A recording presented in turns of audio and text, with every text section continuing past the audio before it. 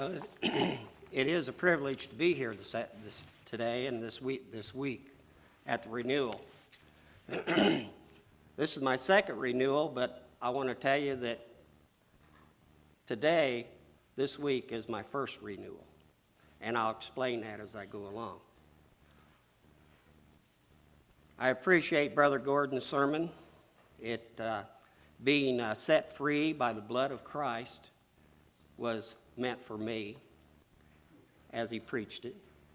And then Brother Jeremy preached being dead to sin, and that was meant for me too. And as the week goes on, I'm sure every one of the sermons that we will hear, it will be directed for me. We turn to Jeremiah chapter 15, verse 19, and that will be where I'll be my text. When Sister Barb called and asked me to give a testimony, you should have been there to see the look on my face. Who, me? And I was really surprised. And I was stuttering as she was talking to me. But I did agree to come. But before that, before Sister Barb called me for several nights, while I was trying to sleep, in my heart, I would hear, "You need to share with the brethren. You need to share with the brothers and sisters what has happened." And that's why I'm here.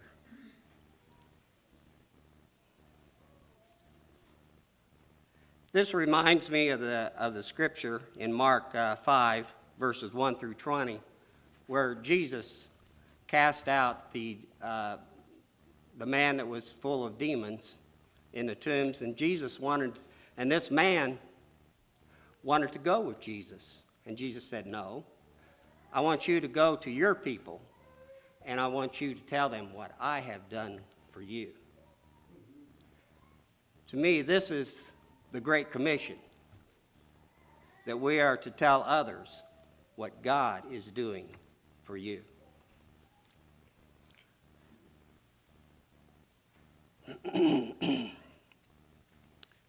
Every time when Sister Kay and I go camping with our family,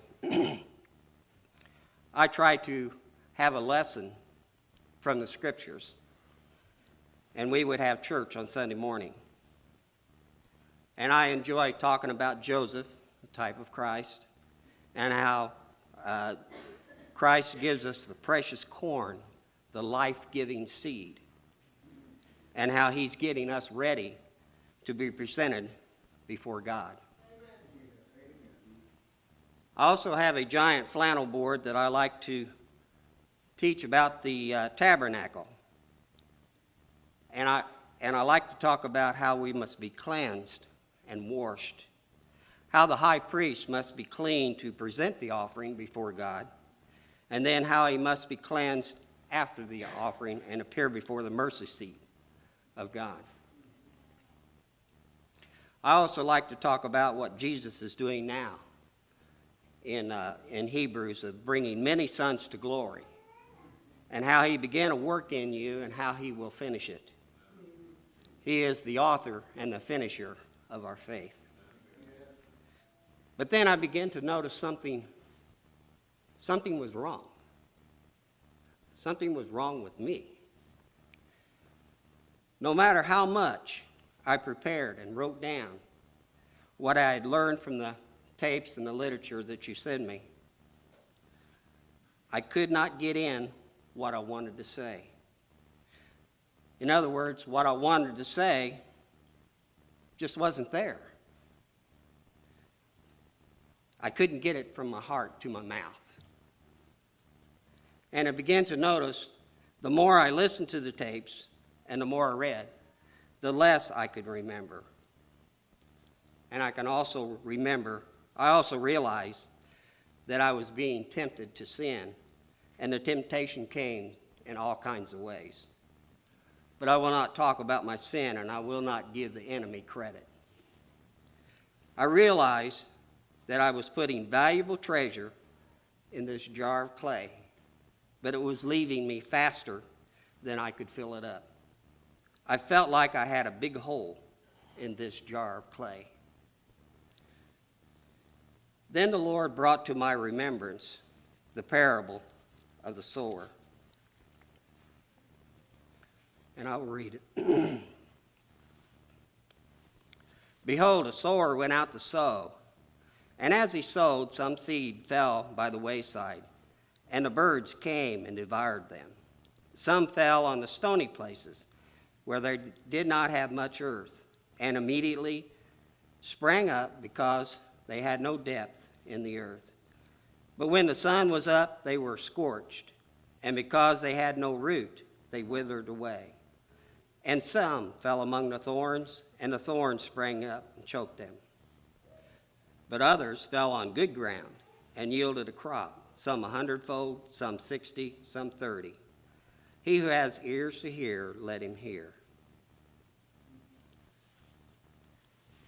Well, the disciples asked Jesus, what did he mean by the parables? And this is what he said. He said, because it has been given to you to know the mysteries of the kingdom of heaven, but to them it has not been given.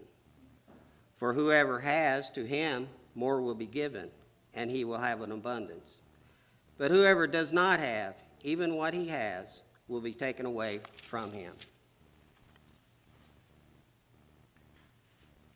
Therefore, I speak to them in parables, because seeing they do not see, and hearing they do not hear, nor do they understand. And in them the prophecy is fulfilled, which says, hearing you will hear and shall not understand, and seeing you will see and not perceive. For the hearts of this people have grown dull, their ears are hard of hearing, and their eyes they have closed, lest they should see with their eyes, hear with their ears, lest they should understand with their hearts and turn, so that I should heal them. But blessed are you, your eyes, for they see, and your ears, for they hear. For assuredly I say to you, that many prophets and righteous men desire to see what you see, and did not see it, and to hear what you hear, and did not hear it. Therefore, the parable of the sower, when anyone hears the word of the kingdom and does not understand it, then the wicked one comes and snatches away what was sown in his heart. This is he who received the seed by the wayside. But he who received the seed on stony places, it is he who hears the word and immediately receives it with joy. Yet he has no root in himself, but endures only for a while. For when tribulation or persecution arises because of the word, immediately he stumbles. Now he who receives the seed among the thorns is he who hears the word, and the cares of the world and the deceitfulness of the riches choke the word, and he becomes unfruitful. He who has received seed on the good ground is he who hears the word and understands it, who indeed bears fruit and produces, some 100-fold, some 60, some 30.